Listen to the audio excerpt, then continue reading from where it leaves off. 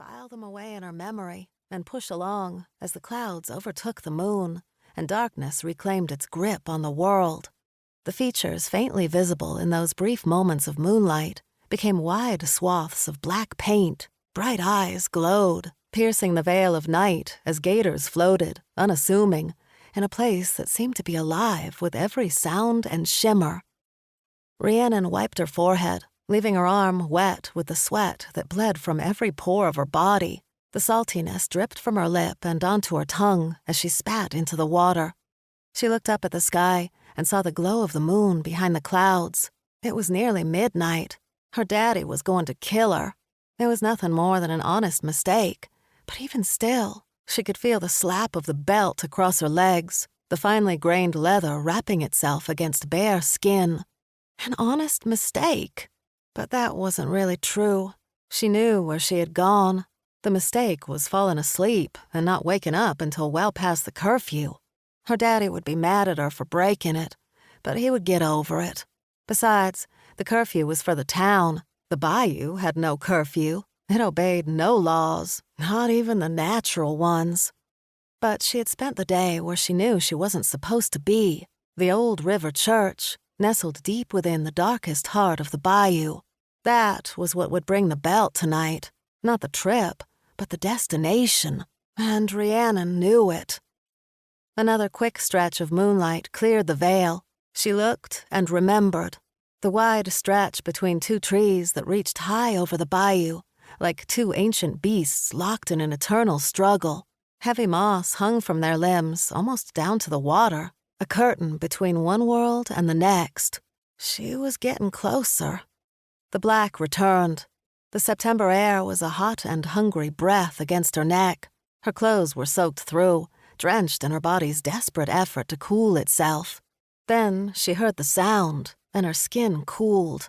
A rattling, soft and quiet, almost inaudible. It came from the trees. It came from all around her and sang through the moss. She pulled the oar out of the water and laid it across her lap.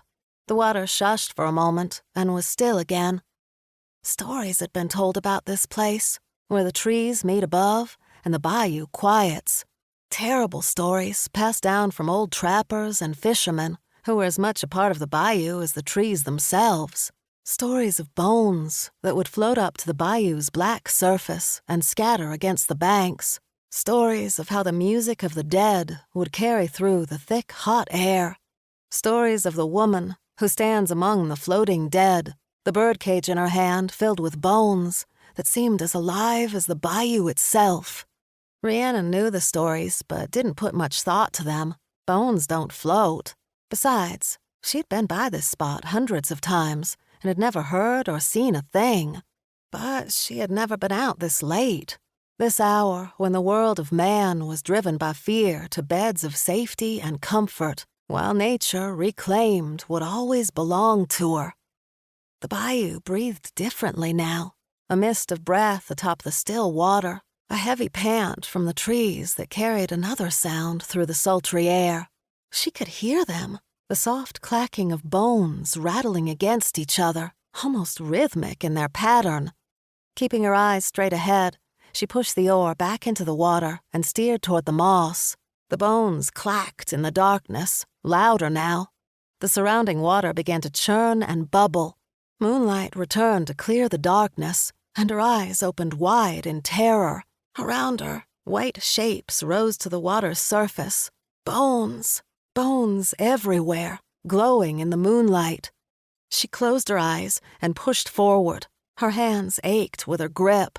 She felt the moss brush against her cheek and opened her eyes as she passed through the curtain. The rattling ceased and died in the darkness, and the bayou was the bayou once again. Rhiannon slid the pirogue up the mud and onto the bank. As she stepped out, her feet sank into mud, cool beneath the warm crust. She thought about staying there, for just a moment maybe. The cool mud calmed and soothed her calloused feet. But the moon above reminded her of her lateness, and she hadn't left the clacking noise far enough behind her to feel safe. So she moved on, the wet mud smacking in the darkness as it loosened its grip.